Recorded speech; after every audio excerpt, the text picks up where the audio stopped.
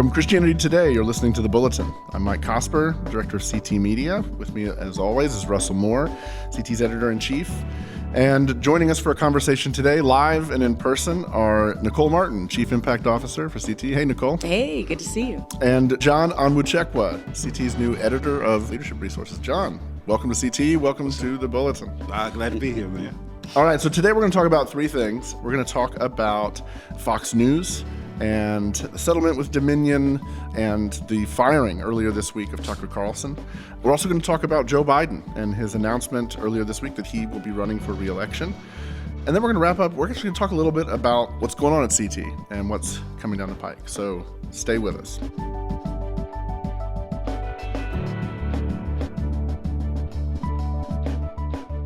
All right, so last week, Fox News, they've been in this protracted lawsuit that was about to go to trial against Dominion voting systems. Post the 2020 election, all kinds of wild conspiracy theories emerged. They were amplified on Fox News about how Dominion voting systems had collaborated with the Biden campaign and all kinds of foreign bad actors, including like dead dictators, to swing the election for Joe Biden. Dominion sued. They sued for $1.6 billion. They're an $80 million company, so it was ambitious to sue for $1.6 billion, but then they settled for almost $780 million, a settlement you can see from space. So since then, Dan Bongino, one of the people who promoted these conspiracy theories, did not get his contract renewed, and then on Monday, Tucker Carlson was fired, shocking everyone. No one saw that coming. All right, so briefly, I want to set this up with a couple of thoughts. Tucker had the largest primetime cable show with 3.2 million viewers. He came out of conservative media. He was pretty well respected inside conservative media until more recently he started embracing this nationalistic and populist ideas, some racist rhetoric and ideas, amplifying ideas like the white supremacist trope known as the Great Replacement theory. So we're going to start by just sort of talking about why does this matter, and we're going to do this with two quick quizzes. So I'm going to throw questions at you with answers I do not expect you to know, but I'm going to make you answer them. All right, Nicole, 71% of Hindus watch which channel, Nicole? CNN. You are right. Woo. All right. John, 68% of Muslims watch? I think Fox News. CNN. Okay. So I guess Fox News, because it's like, I figured they would want to see what's coming down the pipeline for right. them. Like looking out. Yeah, right. Yeah, we need to look out. We need two-thirds of y'all to look out. Yeah, fair enough. And this is, for what it's worth, for those who are interested in this, it's called the Cooperative Election Study. It looked at religion and voting. 61,000 people were polled for this. It's a very good study. It's available at harvard.edu. All right, last one, Russell. This is the layup, especially for you. 61% of evangelicals watch which? It just surprised it's that low. I would always, every time I was on cable news, I would let my family know, unless it was on Fox. I was like, it's already on. Yeah. They'll already see it. Yeah. So that's the case for why it potentially does matter, yes. right? So here's the case for why maybe it doesn't matter. 3.2 to 3.3 million people watch Fox News. Back to you, Nicole. Oh boy. How many million people think the moon landing was fake? If you had to guess. Oh, I mean, less than 1 million, I would think. The most recent estimate, 50 million people in the United States believe it was fake. It. Oh, Lord. We have so much work to do. Sometimes I fall into that category. We haven't been back since. I believe that the earth is round. I believe that the earth is round. Come on, We'll get Buzz Aldrin in here to punch you in the face. Yes. Yeah, I said sometime. All right. I haven't been back All right, since. just for that, I'm going to skip you. You're fired from the quiz. You lose. Okay. All right. So 3.2 watch Tucker Carlson. How many Americans believe they personally have been abducted by aliens? This is my great. God. I don't know, but it's a lot more It's a than lot. people would think. Yeah. 4 million. 4 million. 4 million. More 4 people million. believe they've been a lot abducted. of room Lord on those have mercy. spaceships. And Yeah. which of those are pastors? Yeah, how big is the Venn diagram between Fox News audience and abducted? I think there's some pastors who feel like they've been abducted by think aliens so. in I recent think years. so. Yeah, Yes. yeah, that's 31% want to quit. Wow. Okay, so then with that on the table, Yeah. a show like Tucker Carlson, who does get amplified on social media, people are familiar with it and they do follow it from a distance. But I guess the question is, does this actually matter? Is the influence as significant as some would say it is, or is this more marginal and most people just aren't engaged and talking about it? Let's start with you, Russ. Well, I think it's less about what the influence that Tucker Carlson has as much as it is what does Tucker Carlson reflect and then amplify. Brian Stetler used to be with CNN and was talking about the difference between Bill O'Reilly, 10 or 15 years ago, and Tucker Carlson. So Bill O'Reilly's catchphrase was, "Who's on your side? I'm on your side." So Tucker's shtick was, "Nobody's on your side. We're blanked." I mean, that was the, and that really does encapsulate the moment. And he was playing to that. And the other part of it is that what Tucker would normalize. Yes. And so there's an entire cast of people that would never have had, from Russian propagandists, great replacement theory, alt-right racism, that would filter in there. Even many of these racial identity, white supremacy racial identity sites lamenting yesterday, this was our only sort of avenue into the mainstream. So he could take all of that, put a bow tie on it, and put it on television, and that affects people even if they don't watch cable news. Russia Today, a Yeah. Russian propaganda channel, tweeted about the firing and basically said, "Hey, the water's warm over here at RT." Yeah. And Cut out the middleman. Yeah, and exactly. And someone said that's one of the only news organizations with enough money to hire Tucker based on all of that.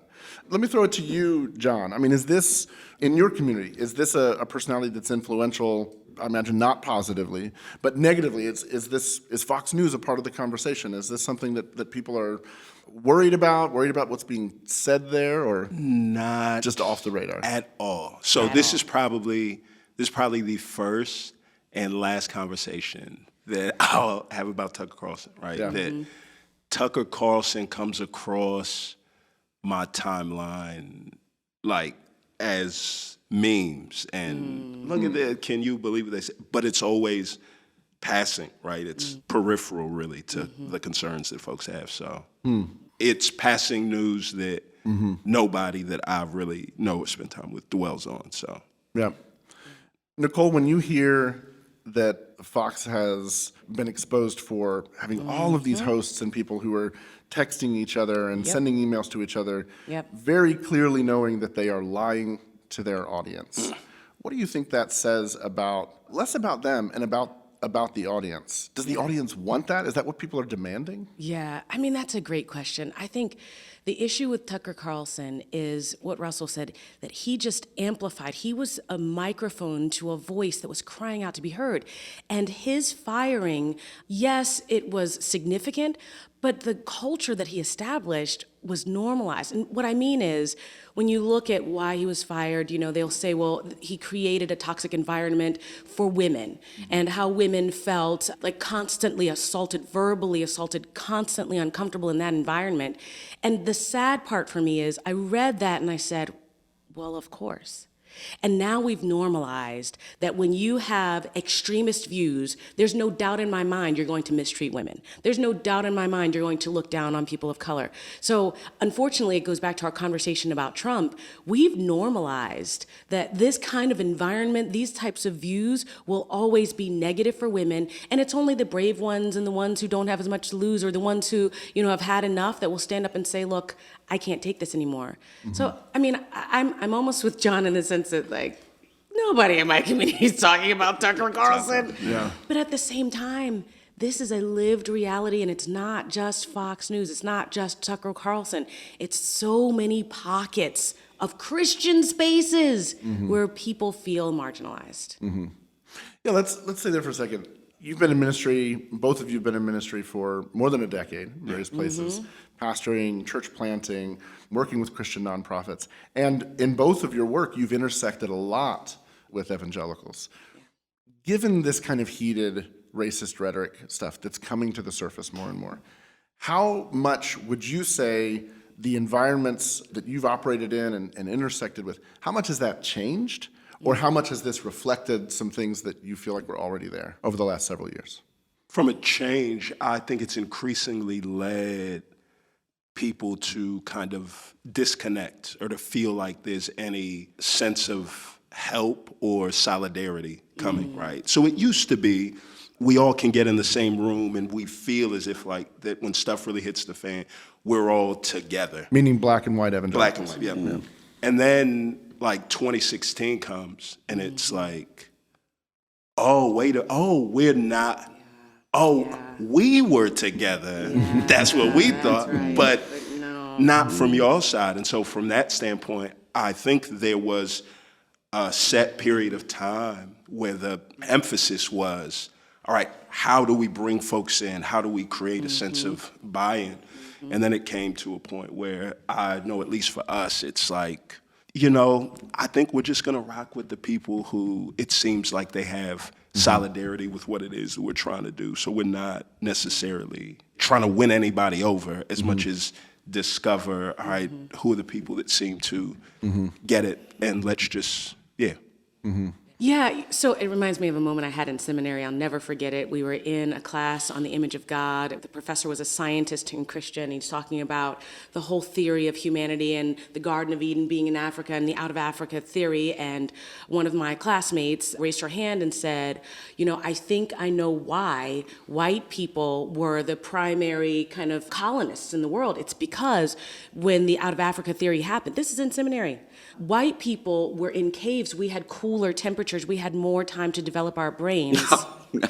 And black people were out in the heat, in the sun. And so therefore, you guys had to tend to the animals. You didn't have intellectual iron sharpening iron. So in the moment, I just didn't have the words. I'm not the person in the dozens that's like, can come back fast. I got to think about it. So in the moment, I didn't have words. I leave, I go and talk to one of my professors. I'll never forget him, Dr. Peter Paris. I go in his office. I'm like on the verge of tears. You will never believe what they said. He says to me, sit down. He said, just because they love Jesus doesn't mean they love you. And as an evangelical, in my seminary setting, it hit me for the first time that we may all be singing the worship songs. We may all be reading the same text. But just because you love that Jesus doesn't mean that you can turn around and love me. And that only is exemplified in moments with Trump. That's exemplified in moments when, you have to make a choice between putting your fist up and approving that or not. I mean, it's always been there. My mom would say, it's always been there. It's just with or without the hood. I mean, it's a sad, negative perspective. And I know that somebody listening is going to be like, oh my gosh, how rude and racist is that? But we've just become more subtle. That kind of subversive, annihilate the other has always been a part of humanity. It's just not as visible now. Something that came up yesterday, a story that dropped yesterday, was that there was a confidential source, anonymous source, story that said, actually what's going on behind this is not the Dominion lawsuit. It's not the sexual harassment lawsuit, which is coming down the pike, and horribly misogynistic things were going on behind the scenes there. It's actually that Tucker Carlson went to the Heritage Foundation on Saturday and talked about his faith. And so the real story is that Fox News fired him because he's a Christian. That appeals to a certain kind of Christian martyr sort of complex. I think it's ridiculous. Rupert Murdoch doesn't care how many times people use the word faith as long as they're getting ratings and bringing in the revenue. And so I don't think that's the case. I think instead you have somebody who all of his text messages about his bosses were now made public by Dominion. I mean, who knows what is all in there?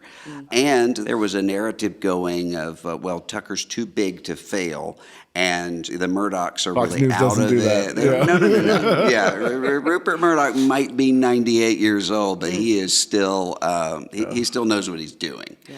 So, I think that nobody would look at Tucker Carlson and think, well, this is somebody who's too intensely devoted to Jesus, and we're going to take him off of the air. Yeah, I heard a story the other day that when Roger Ailes was still at the network, he would regularly pull people in, whether it was Glenn Beck or Bill O'Reilly or these other Nightline hosts, and just casually remind them, there are 5 people I could replace you with tomorrow. Yeah, yeah. Because the brand is Fox News. Yeah.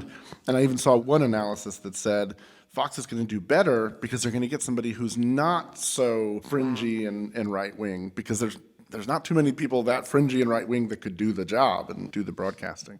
Well, and what got them into the entire problem is worrying about not being fringy and right-wing enough, because the entire reason why they're telling the election lies is because we don't want to lose audience to Newsmax or OANN, and I think they're seeing that didn't really work for them too well in this case. And they couldn't sell ads. I mean, they were selling like My Pillow. 1-900 My Pillow and 1-800 Gold, or whatever. My wife just wants to know if the caption guy's fired, because about a month or 2 months ago, Tucker sneeringly called me a chest-beating Christian, but the caption said a breastfeeding Christian, which left me just really confused for a long time. I'll take chest-beating Christian. I'll take that. So if the caption guy is still there, that's the key question in our house. Well, my one suggestion on that front is that should definitely get into your Twitter bio. Yeah, it Russell should Moore be. breastfeeding Christian. Absolutely. Okay, so a little more broadly, there have been other shifts at other news organizations recently. The big one, same day, was Don Lemon was fired from CNN. Very controversial. He's been demoted a number of times recently. He made a comment about Nikki Haley that kind of was the big thing that hit the news. When she announced that she was running for president, he said that she was past her prime for a woman in politics.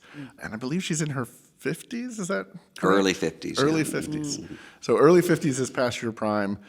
The question would be, with these 2 firings, with what certainly is going to be an ongoing shakeup at Fox News, is nature healing? Or is this just money, ratings? It's a down cycle in the news because the elections haven't quite picked up, so now's the time to shuffle the chairs. Well, I mean, you think about the Chris Cuomo firing last year, entirely different set of circumstances. He's working with his brother, sort of behind the scenes, prepping him, and that was not good journalistic ethics, fired. I don't know that nature's healing, because we've kind of seen these patterns happen before. I mean, Glenn Beck used to be on Fox News, was let go. And I think at the time, a lot of people thought, okay, well, the conspiracy theory white chalkboard is gone now, and it just migrated and moved. So it might give us a little bit of a breath for people to come in and say, what do we really want to do? But I think healing might be too strong of a word. Yeah, I completely agree. I mean, these are figures who represent the views of people. And at the end of the day, these are news shows that are about power and money. Period. How much money can we get, and how do we wield our power in such a way that gets the right viewers? So if it's not a Don Lemon, we can be assured there will be another somewhat thorny, controversial person that makes you just a little bit uncomfortable, but you can't stop watching, because that's what it's all about. And this is why I think we have to be careful, because this view of power and money infiltrates itself into the church, and before we know it, you got pastors with the exact same problems as newscasters. So no, I don't think it's healing. I think it's just like whack-a-mole. It just came down for a moment, so the mole's going to pop up someplace else. John, let me throw this to you. You're coming in as a new leader of a leadership resources department. And so you think about leadership. You've been a church planter. You've been an entrepreneur. David French, he didn't originate this quote, but he says it often. He talks about politicians right now and says that the philosophy is, this is what the people want, and I must go there, for I am their leader. Yeah. That's not leadership, Right. And it seems like we're in this moment where there's an absence of political leadership. And one of the things I hear from pastors in the church oftentimes is that the frustration is that the expectation of the church is that they're amplifying what the church wants. Right. So when they try to speak into difficult circumstances, divisive political circumstances, divisive things in their cities, the uproar is brutal, because that's not what the people want. The people want to be affirmed in their priors. When you think about the voice of the church, the voice of pastors speaking into these communities, what is a pathway for them? Yeah. How do they have the resilience to challenge that moment and speak the truth? Yeah. Me and Nicole were just in Atlanta a couple weeks ago with the AND campaign. Justin Giboney was there, and he gave an amazing talk talk that night. And, you know, one of the things that was interesting was, you know, it's a Thursday night in Atlanta, and you pulled together this room, and it's a collection of pastors and people from around the country, right? And it's the type of pastors, too. There were certain folks there where they never make their way to a room that size unless they're on the bill to speak. Yes, well said. And they just came Yep. and they sat down. And it was just interesting to hear Justin give and espouse a view that is not what CNN, right, says that our people believe, that it's something a little more nuanced and balanced that walks the tightrope. And you just see a room of folks there amening it. And it's not just a room of people. It's a room of people and influential pastors and leaders that represent tens of thousands there. And so it's settings like that that just make me sit back and say, yeah, there really is a void of a voice that actually represents what, people on the ground, want. In a sense, I think what you're saying is that oftentimes these polemic voices aren't actually representative of the ordinary. And maybe that's why there's only 3 million people watching Fox News and 4 million people thinking that they've been abducted by aliens. Right. Well, let's pray for more and better leaders and more and better clear thinking in public. So, all right, we will be right back.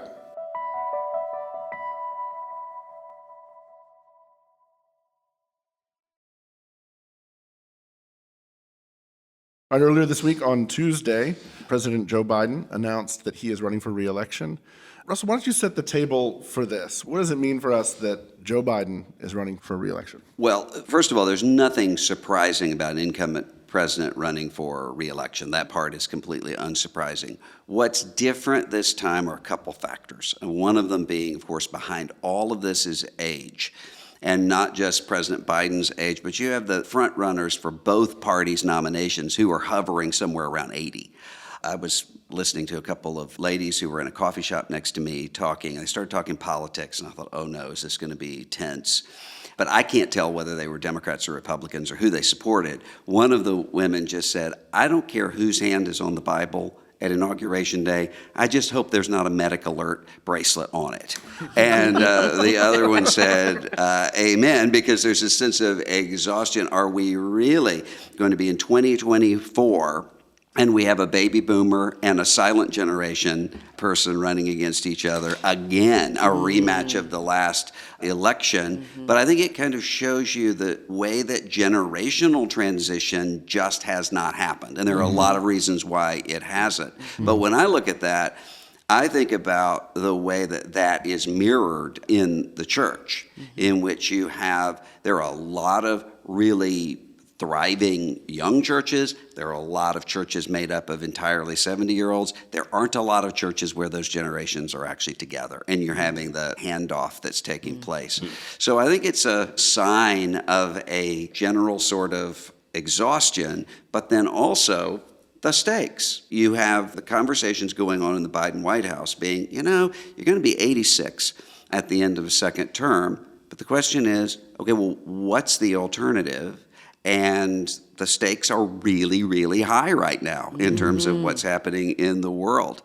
So I think everyone's going to be holding their breath as we go into 2024, because with any of these guys, 80 every month is a new adventure for most people. And so anything could potentially happen at any time. And that's going to, I think, increase some nervousness. Yeah, I mean, you look right now, you have Senator Dianne Feinstein is unable to perform her duties because of shingles. You had a few weeks back, Senator Mitch McConnell had a fall. He missed quite a bit of time in the Senate. They're both in their 80s as well. And I guess I'm curious, and maybe Nicole, you might be able to speak to this as well. When you think about these institutions, what is it about leaders? I mean, is it just human nature for leaders to go, I don't want to let go of power. I don't want to pass on the next thing. In the scriptures, you've got Elijah and Elisha, like his mandate from God is go hand off the mantle. And after his victory over Baal, he has this burnout, and then he comes back, and it's all about these men that God sent him to. it seems like we're in a moment where there's just no appetite for that. Yeah, it's interesting. I remember several years ago, Barna did some research on why boomers were not leaving the pulpit.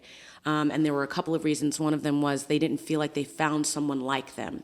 So boomers grew up in Sunday school. They knew all of the scriptures. They knew all of the Bible. They look around in the church and they're like, none of these people read the Bible. None of these people know what they're doing. Or they look to the young men, typically men, and they say, you guys are nothing like me, so I can't afford to hand it off because I don't see someone like me. The other reason was they didn't feel like they could afford to retire. So they're living longer, and in most cases for churches, they may not have very abundant 401k plans, so they felt like, I can't afford to let this go.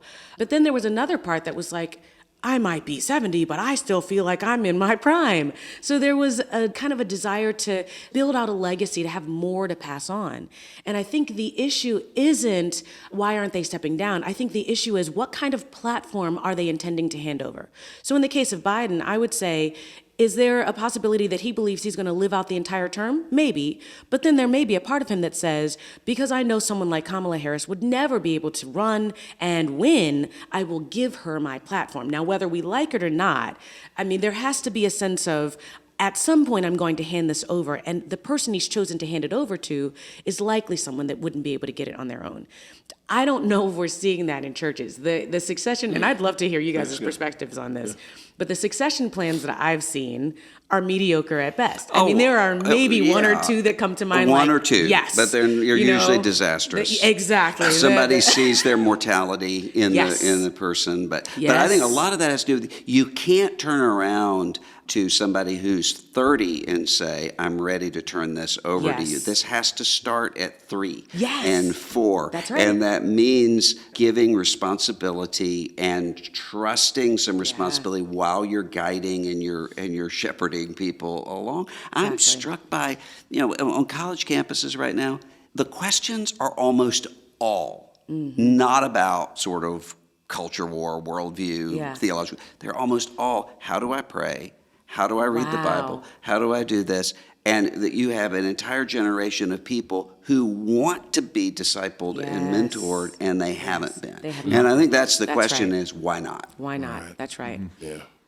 No, I mean, to that point, I was in a conversation, and this is not original to me, so I'm going to cite the source. Abe Cho, he's up in New York, works for City to City. And we sat and talked one day, and he's like, yo, John, the question used to be, when it came to the church, is Christianity true? He's like, then it moved on to, is Christianity relevant? Does it really work out in our day? He's like, then there was a time, and there has been a time, where the world's asking, is Christianity even good for society, right? Does it give us any help? He's like, now the prevailing question in our world that people are asking is, no, is Christianity even safe? Is going to the church a safe place, or is it a place where I'm going to experience trauma and hurt and pain? So the people that come to the church reluctantly, in the back of their minds, the good, the true, the real, that's one thing, but they're like, is this place safe? And the moment something feels unsafe, I've got to get out and tell everybody. And so you've got a generation of people that are spending their time, I think, trying to answer the first 3 questions, and it's not even on their radar that, oh no, the prevailing question that folks have is this safe? How do I speak to their trauma? And so what makes, it makes it hard to think of leadership transitions. Yeah. Yeah, I mean, it was something, we talked about this several months back during the Asbury revival. When you went down and actually talked to the students, what's on social media? What are people talking about? Right. Is the theology right? Are they saying the word gospel enough? Is this are they praying for the nation, or are they doing this? No, you know what they're praying for is their mental health, their spiritual health. How do I repent from my sins? How do I find intimacy and the presence of God? And there is such a disconnect. And I think when you get to the questions that were being asked and the pressure that was being applied on the revival, it does come back to a lot of power. Are they going to maintain my worldview? Are they supporting supporting my ideas of what Christianity and the church should look like? Because if they're not, I'm not going to celebrate this. Right. Yeah. And it's like they don't care. The kids don't care. The kids' hearts are broken, and we're doing a very poor job of addressing that. And I do think back to where we kind of started this, and you pointed to this, Russ, was like the political moment is functioning very much the same way. We're not spending a lot of time talking about the cliched like kitchen table issues. There's so much about power. There's so much conflict around that's sort of generational kind of politics, territorial kind of politics. And it does seem like the personalities themselves have sort of entrenched the problems and aren't going anywhere anytime soon. Yeah, John Favreau used to work for President Obama. I had him on his podcast and quoted back when President Obama said, my goal is to hand over to a new generation. And John Favreau said, did you mean the silent generation? When you said, all right, fair enough. Yeah. So, Yeah. But I think that there is something positive here in addition to the problems, because I think one of the reasons that we have this failure of leadership transitions, whether in the state or in the church, is that there's that devaluing of youth that we talked about. There's also a devaluing of age. And so there's a sense, whether someone is a United States senator or a pastor or whatever, that you think, if I'm not useful and relevant in the same way I always have been, that means I no longer exist. And there has to be a recovery of an understanding of the fact that our 86-year-old people are not just gone from us. There is something important here to contribute. And until we rework that, we're going to continue to have. Yeah, that's a really good point. I mean, people want to be loved. They want to matter. As Aaron Burr famously says in Hamilton, they want to be in the room where it happens, and that doesn't go away when we get older. So do we think, we're in this moment right now, it looks like we're heading inevitably towards a repeat of the 2020 election. Trump's way ahead with the Republican primary polls. Incumbent president says he wants to run again. At the moment, it seems very unlikely there's going to be a substantive challenge. Obviously, those are my cards on the table. Do we think that's what's going to happen? Or is there a lane in either direction for someone else to come out and go, this isn't working? Not as things are right now, but I think one of the things we've learned over the past several years is we do not know what is happening next month or the month after that. And I actually think it's probably, if I were betting, I would more easily bet on Trump winning the Republican nomination than I would Biden being the Democratic nominee. Not because I think Biden will lose, but just because the variables are so different here at this age, and it's just really unpredictable. And the presidency is brutal. The presidency is brutal. I mean, it ages everybody. But I mean, I think the other thing, though, if you just look at the polling data, people are concerned about President Biden's health, and he has relatively low approval ratings, but that doesn't affect how people are going to vote. Because, I mean, and we've seen this with, for instance, the midterms in 2018 and in 2022, saw it in the 2020 election. There are people who are saying it doesn't completely matter whether we like this, we're not going to do that again. So the question is going to be, but that is so unpredictable, because if there's an economic collapse, if there is some sort of a health crisis, who knows? Yeah. But I mean, that might be the fact. I don't know. I mean, I didn't know 50 million people didn't believe that the landing on the moon happened. But I suspect that there's a factor of health that will play a role in this. So you could argue that under the Trump administration, the vaccine was developed. But you could also argue Biden's administration was the only one that actually brought us to a place of somewhat sanity in terms of COVID. I mean, you can say, if you care about health, if you care about actually believing the science, then you're going to have to vote this way. But it's just interesting to me how we compare the two. They're very similar in age, Trump and Biden, but we see them very differently. I mean, Trump, for whatever it's worth, has done a great job of making everyone believe he's never going to die. It's a spray tan. It's the spray tan. Yeah. He will live forever because of the spray tan.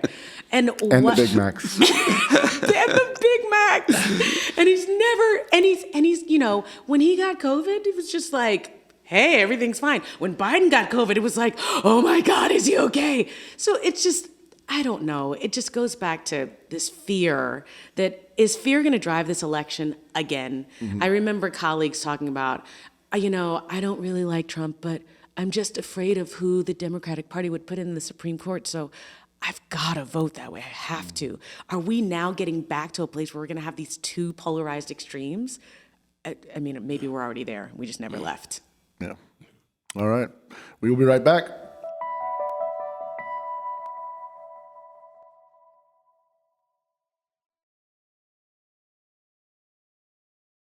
All right, so we are wrapping up a few days here in Chicago. A couple times a year, we get the whole staff together. I think a majority of the staff at this point is not local to Chicago. None of us are actually local to Chicago. Yeah. So this is kind of a rare opportunity to get together and talk about what's happening and where things are going. John, you literally joined the team on Tuesday, is that correct? Yay. So you're 2 days into your tenure here. You've been sitting in days worth of meetings. Yeah. So congrats on that. Yeah. I just want to take a moment and talk about, let me start with you, Russell. What are you excited about what's happening at CT and where things are headed? I'm really excited about the team that God's putting together. I'm also really excited about the moment. I mean, there is a need for a convictional Orthodox clarity that is sane. Yeah. And that is willing to actually build up another generation, and to do that through a multitude of different platforms. So through news and information that both tells the truth and shows the glory of the body of Christ, through resources equipping people to be able to preach or teach the Bible or carry out student ministry, everything else that God's called us to do, and through the entire gamut. This sort of conversation.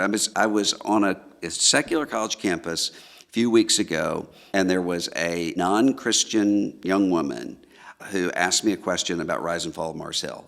And she said, I listened to the whole thing, and it made me want to be a Christian. And I said, Rise and Fall of Mars Hill wanted you to be a Christian? And it was because, as she said, it was because it really made me understand that this is important. And I think that's exactly right. So whether we're telling the stories about what God is gloriously doing in the church, or when we're looking at the really hard, broken parts of the church, it's all because this is monumentally important. The church is the manifestation of the kingdom of God, and I think that CT is on the precipice of some really, really good and exciting days ahead. John, for you, I've thought a lot about you coming in because so many pastors I know are struggling right now. Yeah. What are you hoping we can do to serve pastors and people in ministry? Yeah. So I think there's, I read the book at the top of the year called Quit, The Power of Knowing When to Walk Away. And so not saying that folks should quit, but there's this one illustration that Annie Duke brings up. And she asks, what's the goal of climbing a mountain? So if I would ask you that, what would you say? What's the goal of climbing a mountain? Surviving. Yeah, that's good. Say get to the top. Most people say get to the top, and she's like, no. Yeah. The goal is getting back down to the bottom, alive. There's a joke that I say often. I stole it from somebody, but the sides of Mount Everest are covered with the bodies of highly ambitious people. That's always in mind. Yes. So this is true, and what you find out is that most people die on the climb down. So there's a time where it's called quitting time, and they're like, you may have a little bit of strength left, but you can't use that strength to get to the top, because when you get to the top, you can't take a Uber down, right? You can't just drop down. You've got to climb down, and most people use up all their strength to get to the top. So what I found, right, I've been a pastor for 16 years, started at 22, left 38 at the end of last year, and at the end of 16 years, me and my wife sat and talked, and we just said, hey, listen, it's time. I thought I was going to do this for the rest of my life, but it's time. Could I have gone a little bit more? Maybe, but I would hate to get to the top of the mountain And for my widowed wife and my orphan daughter to say, we had a dad that made it to the top. So I climbed down, and my daughter still loves to go to church. My wife still loves the Lord Jesus. And that's a success as well. So I do think that there are some pastors and leaders, and success is perseverance and you get through the end. But I do think that there's certain groups that are like, oh, no. This may be like the military for you, and 8 years is enough, and you need to pivot, and you need to learn that it's possible and how. And I think there's been so many pathways of perseverance that have been celebrated and created, and the off-ramp has seemed like some lesser route, and I think there needs to be a paved road created there. So I'm excited just to help pastors and leaders succeed Navigate however where the they Lord are. calls them.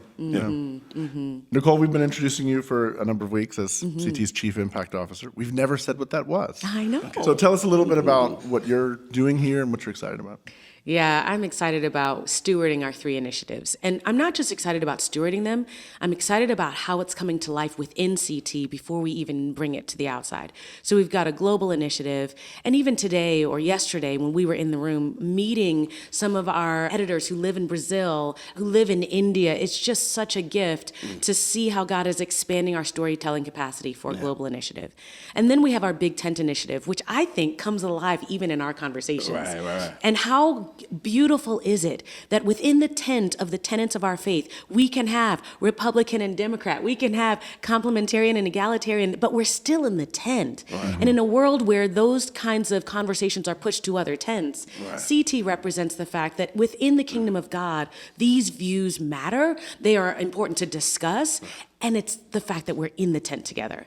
And then we've got a Next Generation initiative, which is focused on younger generations, and that's alive and well at CT, not in me personally, but in some of our younger colleagues who, force us to think about humor differently, to think about engaging in media differently. So I'm very excited about serving those initiatives. That's great. And I can share, we've launched a number of podcasts already this year. We've relaunched Sandra McCracken's The Slow Work with a new vision, and we are in pre-production on a new long-form narrative series.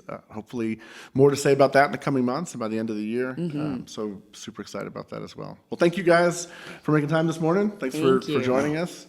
So excited to do this in person. We do this in person every week. Right. And thank you all for listening. We'll see you next week. The Bulletin is a production of Christianity Today. It's executive produced by Eric Petrick. It's produced by Matt Stevens. It's hosted by Russell Moore and Mike Hosper. Azure Phelps is our associate producer. The show is edited and mixed by TJ Hester. Graphic design by Brian Todd. Additional design by Amy Jones. Music by Dan Phelps. Social media by Kate Lucky. Thanks for listening. We'll see you next week.